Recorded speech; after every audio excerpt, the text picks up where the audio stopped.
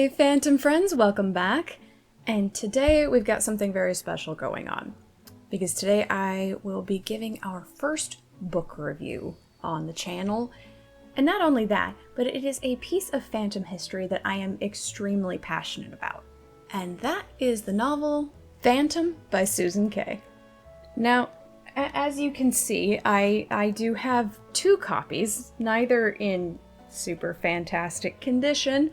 But this one is beat to hell from going back and forth to school with me every day for 4 years. This one also belonged to my mom before me, which she bought when it came out in the early 90s. So it's been on a journey. And with that premise, you should have a pretty good idea already about how I feel about this book. I have read it more times than I can count. I mean, even more than the LaRue original. And I promise you, I will read it again. Now, of course, this book does have its haters like anything else, but overall, this novel is extremely well loved by the fandom, to the point that most of us have adopted many of the details and Kay's take on Eric's backstory as canon. I guess that would be a headcanon that everybody accepts. And for something that is, to be perfectly frank, fanfiction, that's a pretty incredible feat. Now, I will go ahead and give spoiler warnings as always. We all know the story of Phantom, but they are all unique in their own way.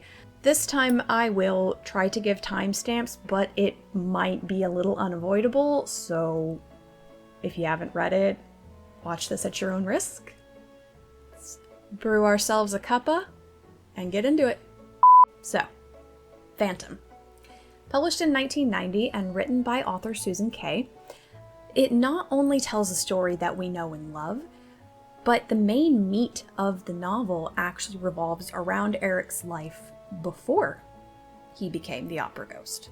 The thing I love about this novel is that it isn't told from a detached third-person perspective, and not just by one person.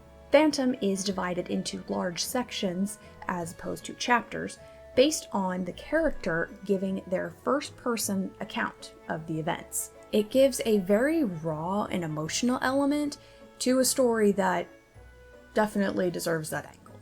And since the story touches on Eric's entire life, we start with, of course, Eric's mother.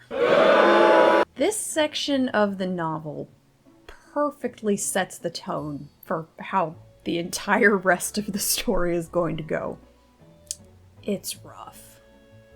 When reading his mother Madeline's section, oh my god, the despair and absolute fury that you will feel in the depths of your bones is unimaginable. I have never read anything in a book that made me feel the way I do when reading this part. The whole novel is an emotional roller coaster, but man, Kay really opened it up with a whopper. I mean, no holding back.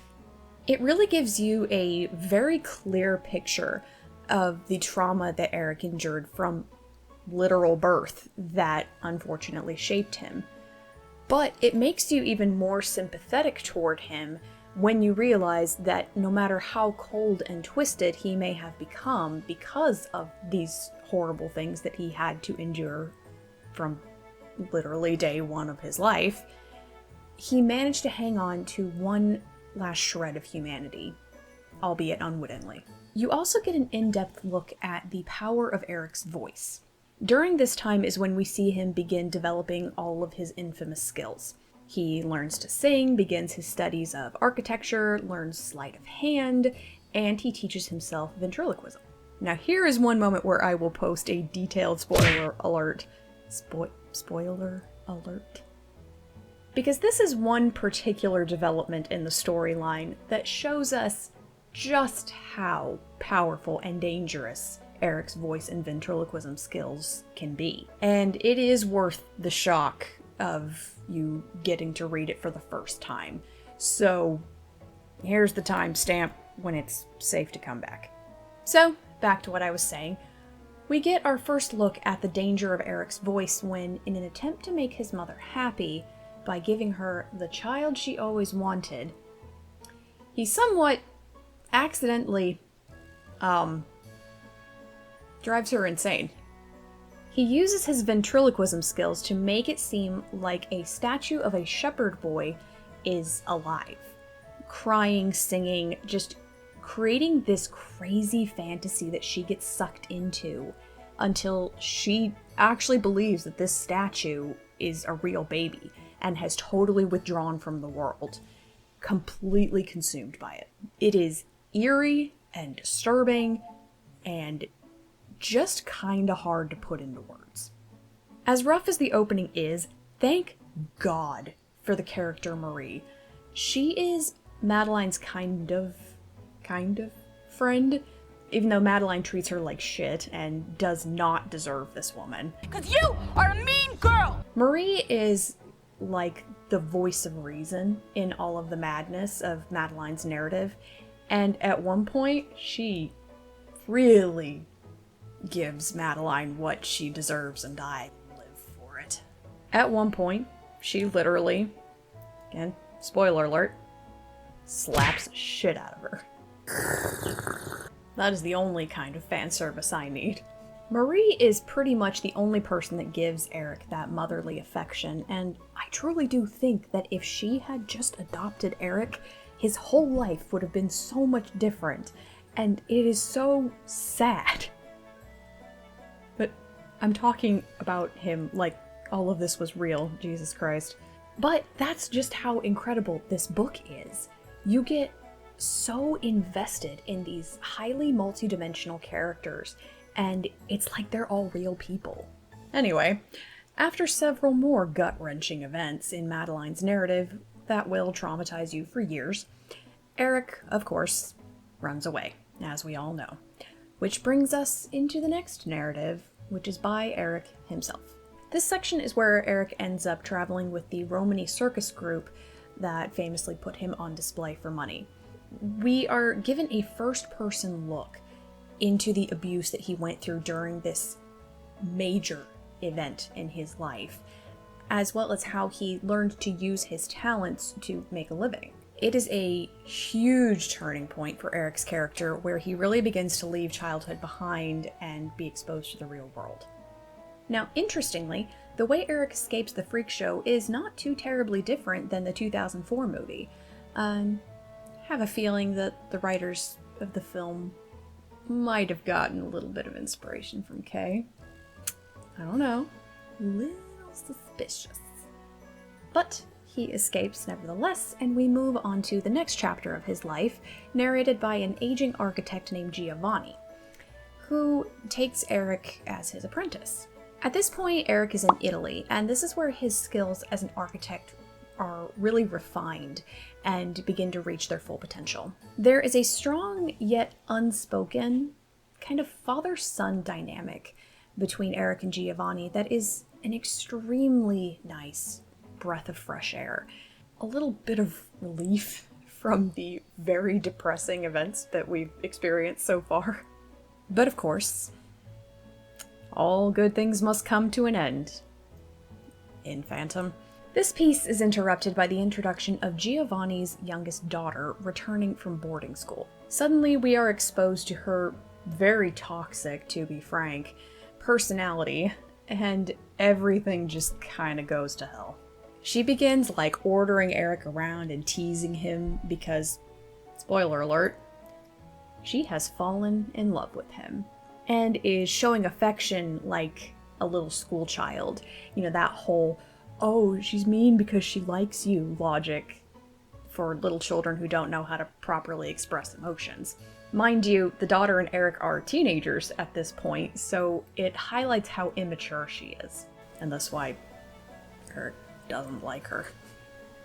Believe me, you will want to drop kick this girl out a window by the end. She is such an insufferable person, and beautifully written so.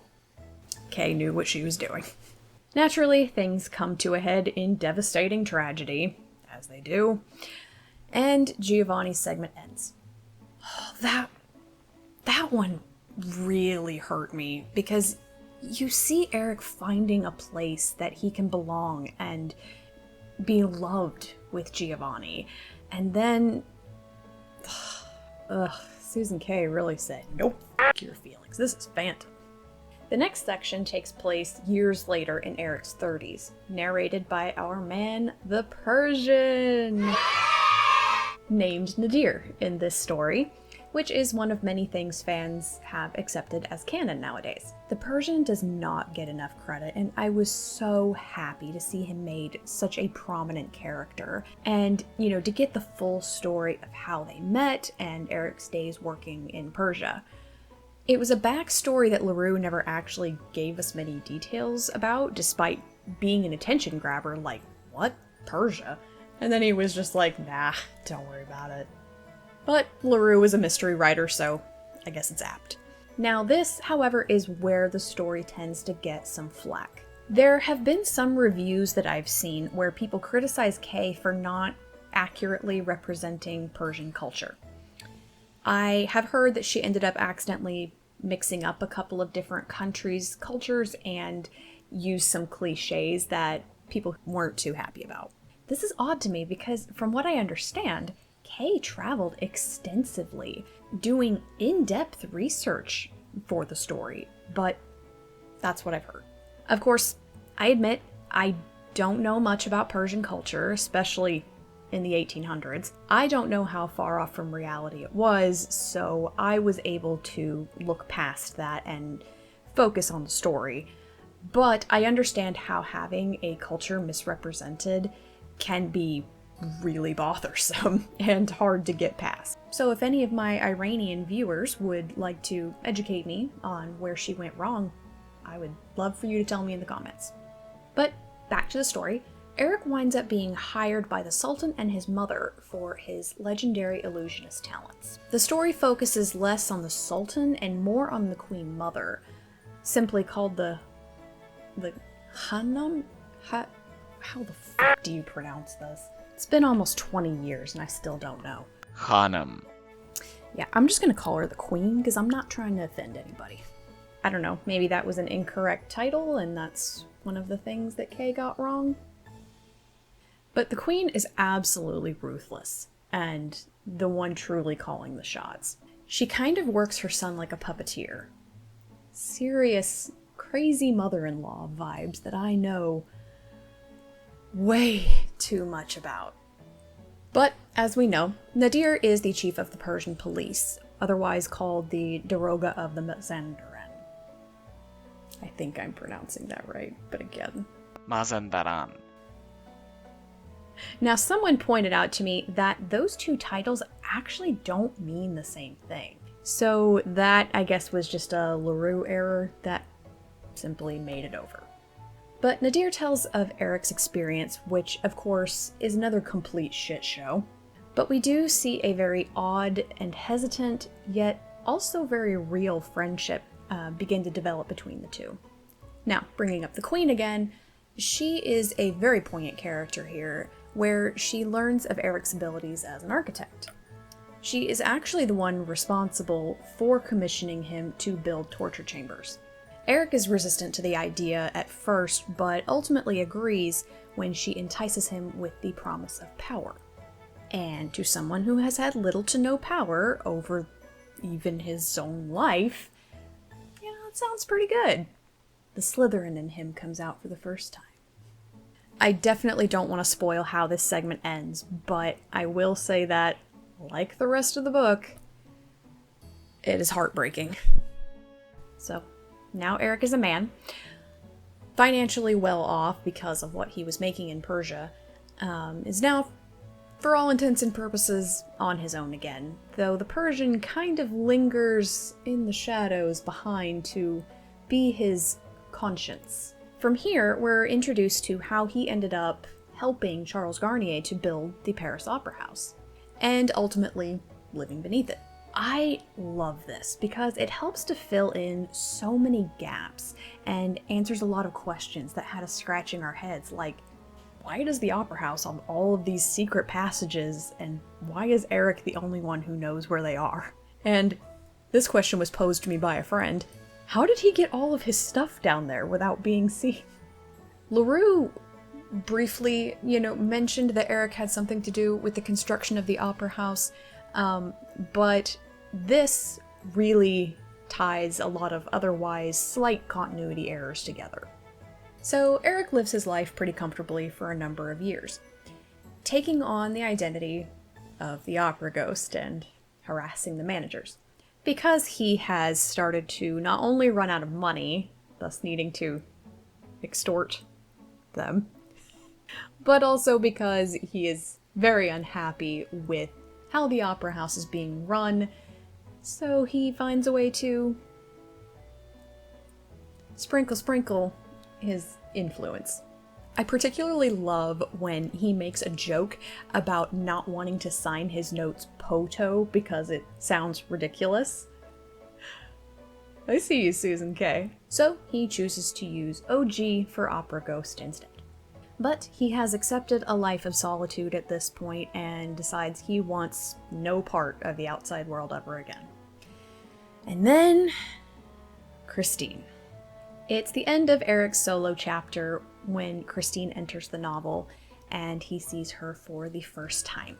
And as much as I adore this book, God, do I wish this scene had been done differently. Because what trope gets embraced here? No! God, please, no! No! No! No! You guessed it. Christine looks exactly like Eric's mother. He, of course, falls in love with her voice first, but then upon closer inspection, he sees that she looks just like his mom, and yeah. Now, the similarity only gets mentioned one other time, but it's there, it's creepy, and I hate it. Stop it. Get some help. There are so many mommy and daddy issues in this story already. It's just not needed.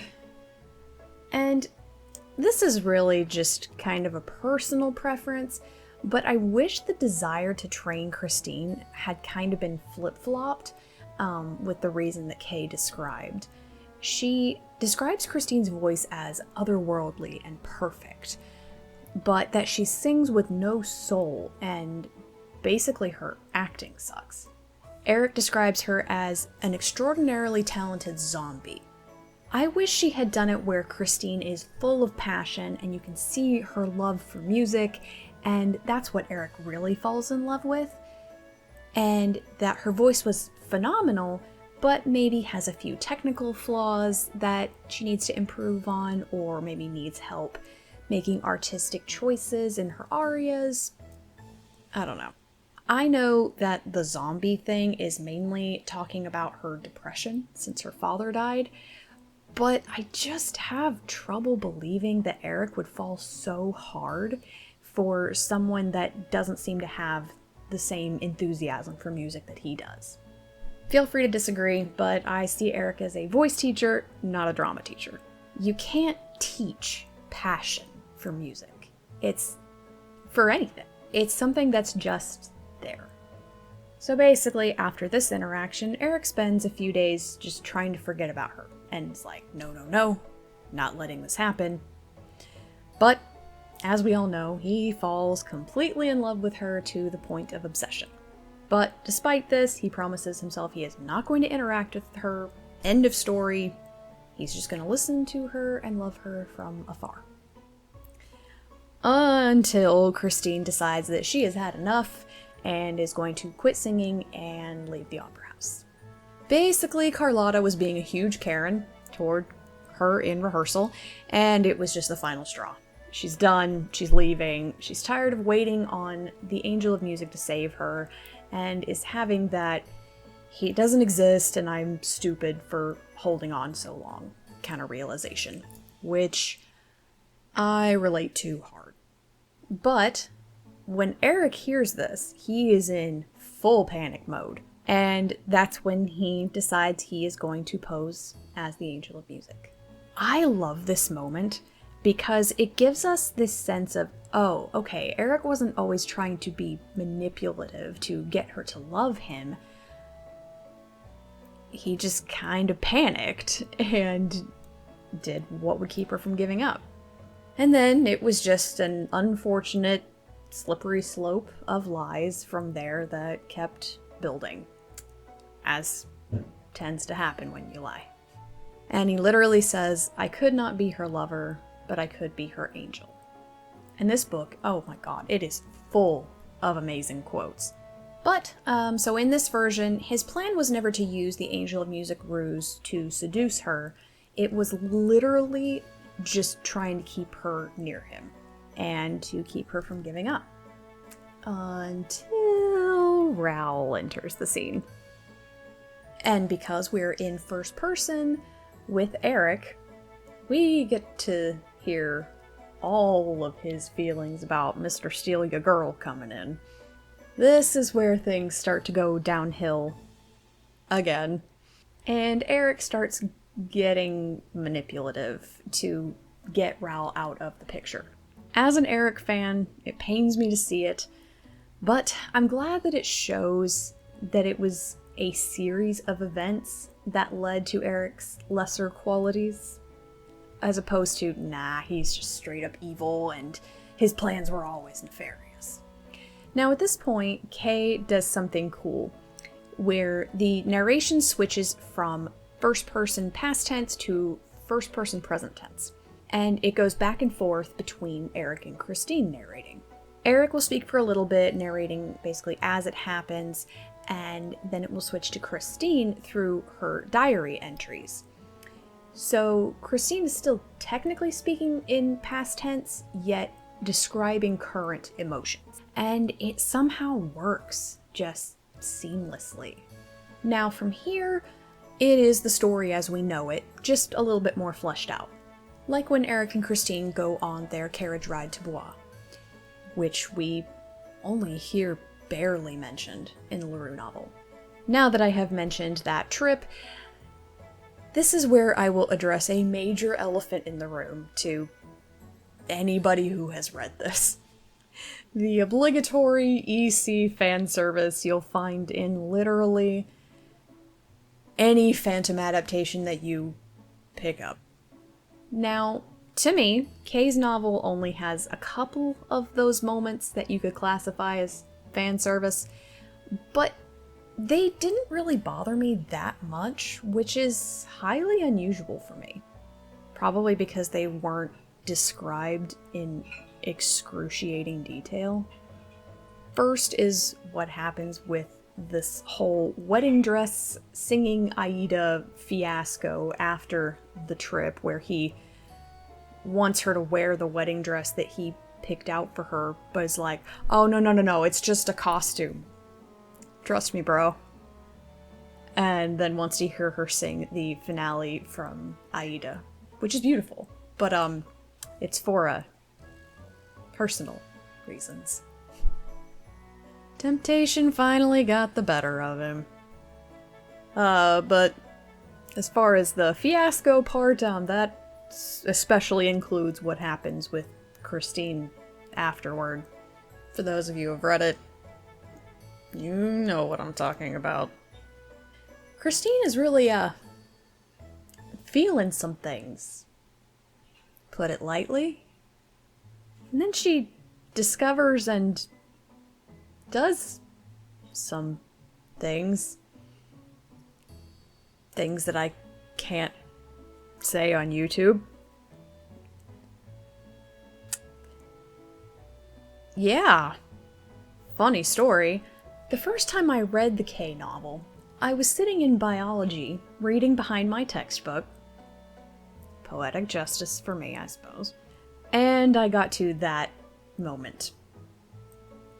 It took everything inside of me not to just scream, "Holy shit, what?" Was not expecting that, to say the least. It did somewhat come out of nowhere. But I do feel it ended up serving the story, oddly enough. It was just a rather intense visualization of Kay's explanation of Christine's reservations about Eric. You know, she was very innocent and starting to discover herself, where she begins to, you know, kind of reach adulthood. Awkward. And she's a little freaked out by these feelings.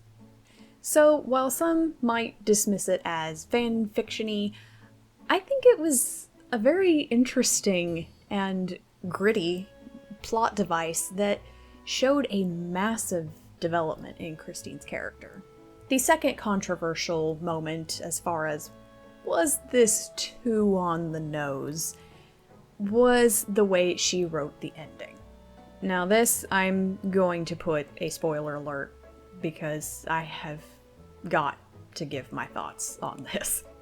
Seriously, if you haven't read this yet, please skip this part because you deserve the absolute what the f*** that this delivers. So, it actually took me a very long time to piece this together, and, you know, I could still be wrong, so you tell me what you think. But for those of us who have read it, we know that Christine ends up pregnant with Eric's child. You are the father! Not really sure this part was necessary for the plot, but I forgive it fully. We also know that she went to see him on his deathbed, and the Persian was very stern with Raoul about not letting him in.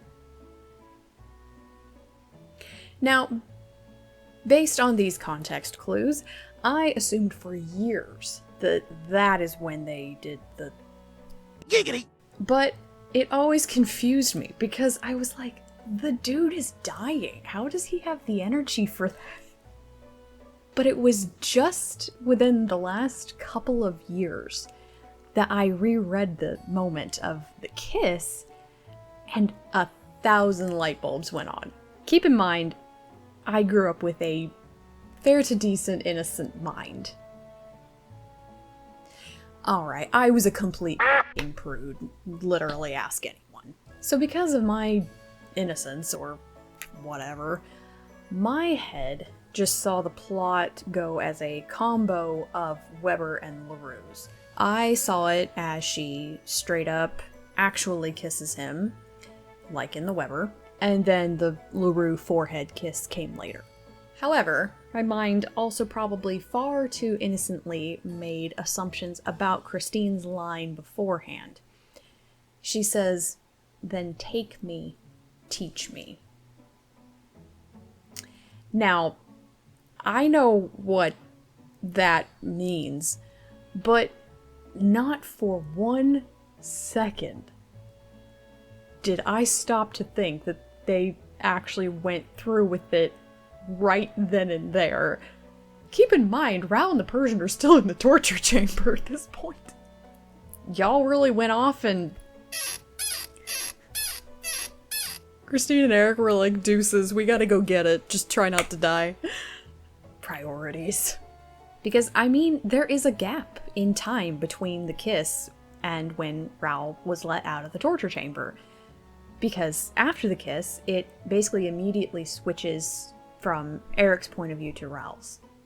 So, LaRue says they exchanged delicate forehead kisses. Kay says they banged. Was that or the pregnancy necessary, though? Not really. But it was cleverly written enough to where I'm not going to complain. I think the funniest thing about that is just how hard Raoul simps for Christine and how unbelievably cucked he got by Eric. Raoul literally knows that it is not his baby, and even says that he knows deep down that Christine loved Eric more than she ever loved him. And he's still with her. He doesn't even tell Christine that he knows. It ends up being like this unspoken understanding that they're both for some reason okay with. And it just gets crazier. Before Christine even leaves the house to go back and give Eric the wedding invitation like she promised, Raoul actually gives her an ultimatum where if she goes back to him, he's going to call off the wedding. Okay. Valid. If Eric were to write a Reddit Am I the Asshole post, no, he would not be, for once. And Christine's just like, okay bro, bye. And leaves. She gives 0 f***s. And despite her throwing that ultimatum back in his face like it's nothing, he still marries her. How are you not a mother? Like, yikes, man. Have some self-respect. This is where Christine really becomes the villain of the story, if you ask me. Gives both Eric and Raoul mixed signals all this time, and then pretty openly cheats on Raoul, and essentially tells him that he and his feelings can go f*** themselves. Because she's got a void to fill, or regrets. I don't know. Anyway, welcome back if you skipped ahead. Let's backtrack a little for those who didn't skip. So I left off talking about their carriage ride. We're only about halfway through the counterpoint narrative here, so there is much more character development past this. Unlike the LaRue novel, you get to actually see that relationship between them develop in a much more intimate way, and I really enjoyed that. It makes everything feel so much more real and so much more gut-wrenching when she eventually does leave. Speaking of gut-wrenching, the Scorpion and the Grasshopper. What would normally be the Scorpion and the Grasshopper chapter in the LaRue novel is somehow even more intense in Kay's novel, and is brought to us in quite a different way, actually. We see Eric's breaking point when he finally just decides, fuck it. And what I find very interesting is how differently this manifests from the LaRue to incorporate elements of the Weber musical without going too far. In the LaRue, Eric has suffered a complete mental break and is like, fine, marry me or we're all going down. But he's still got these moments where he's kind of snapping out of it and just begging her to love him. In the K, Eric has had the enough. 0 left to give. He too has had a legit mental break, but he is done. Christine tries to reason with him much more and even tries to give in by saying, let them go and I'll marry you in any church in France. But Eric has entered his them hoes era and stands firm, really coming into himself and developing a genuine sense of self-worth. Basically saying, I don't want to be your consolation prize. I deserve better than that. And literally tells her he doesn't want her anymore. I guess the you want what you can't have switch turned on in Christine's brain at this point, because it's about 5 seconds later that she kisses him. And damn, she kisses him with feeling. No wonder things escalated. Of course, it then proceeds with the typical ending of him letting Christine go, followed by the aftermath falling action we see in Raoul's narrative. The love never dies setup I can't give away. All in all, the story is breathtaking. You're breathtaking! I cannot read it without crying or feeling about 500 different emotions in rapid fire succession. Ugh, it's so much, but it's so worth it. So I'm gonna do something a little different today, where I talk about the pros and cons before I give my rating. There are very few cons, so I'll just get them out of the way. One is the kind of, the fan servicey ending. it was a little on the nose, as it was pretty much everything EC shippers ever wanted. But I can still forgive it purely because of Kay's immaculate storytelling. The second one would be the overuse of some words. Now, Kay is an absolute wordsmith, don't get me wrong, which I'll get to in my prose. But oddly, she seemed to use the words inhuman and awesome, in particular, really, really frequently. And it did kind of take me out of what was going on sometimes. I know as a writer myself, the overuse of certain words that stand out a little bit more, I try to use very sparingly to avoid that. But I'm just the kind of person that notices little things like that, and it probably wouldn't bother most people. Third is the trope of Christine looking like Eric's mother. It is just such a creepy one that kind of invalidates his feelings for Christine, honestly. Because then we get the idea that he just has some weird trauma-related kink instead of actually feeling love. But like I said, it only gets mentioned literally twice in the entire novel, from what I remember anyway. So it's fairly easy to get past and ignore if you really want to. And that is really all I have to say in the way of negatives. So, onto the many pros. One is the writing itself. Kay is such an incredible storyteller, with such a talent for painting a vivid picture in your mind as the events unfold. It felt like I was watching a movie in my head, like camera shots and all, and that is a sign of good writing. I can honestly say Kay did a better job fully immersing you than pretty much any other book I've ever read. Rewinding a sec, back to the mention of film, did you know Steven Spielberg actually approached Susan Kay about turning the novel into a film, and she turned him down because he wanted to make it a horror film and paint Eric as the usual one-dimensional villain. She told Steven Spielberg to basically go choke on it. Like, this woman is my hero. She turned down God knows how much money in order to protect the integrity of her intellectual property. And that is just the most badass thing ever. Susan Kay, if you ever see this, you are a god superstar, and the acclaim Phantom has gotten is well deserved. Number 2, the character development. Holy crap. I swear, you get to know all of these characters as if you knew them personally for years. Even the smallest side characters are so multidimensional and interesting. Kind of reminds me of how J.R.R. Tolkien would sit there describing a tree for like 20 minutes in such incredible detail, just in case you weren't sure what that tree looked like, you know. Just not going on for an entire chapter about said tree.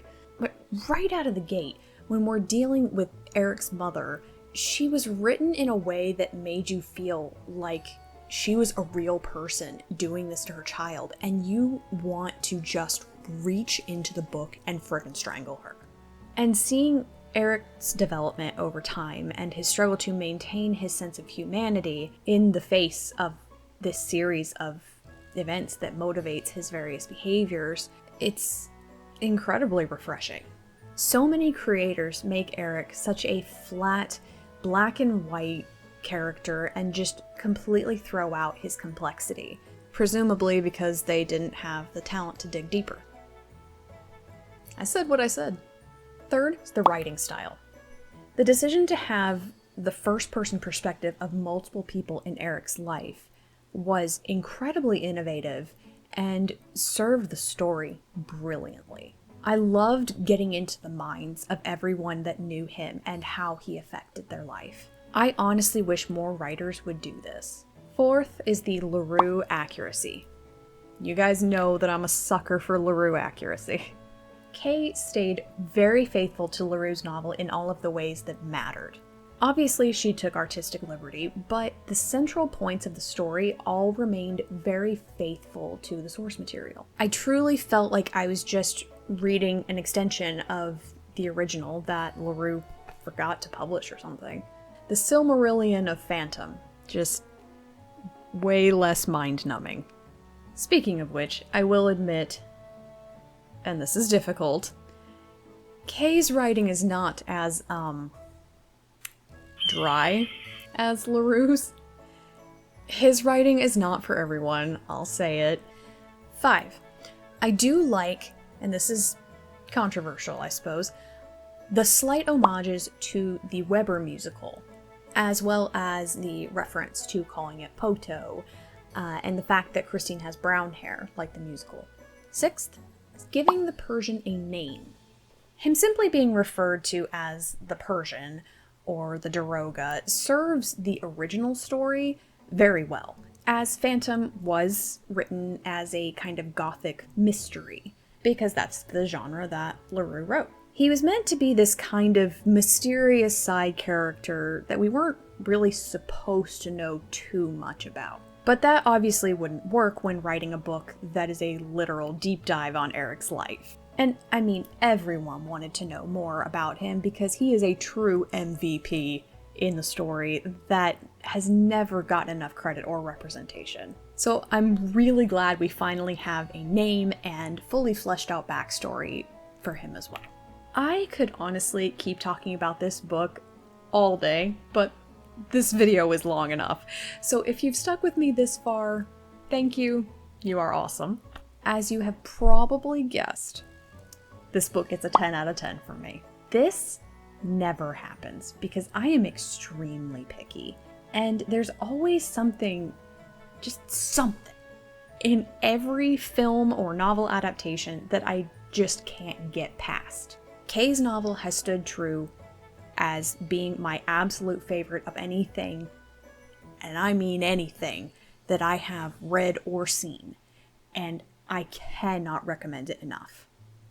Just keep a box of tissues nearby and have your therapist on speed dial. Pro tip. Again, thank you so much for watching. Please like, subscribe, and consider becoming a Patreon member so that you never miss out on any Phantom-y goodness. Stay fantastic with the PH, and keep your hand at the level of your eyes.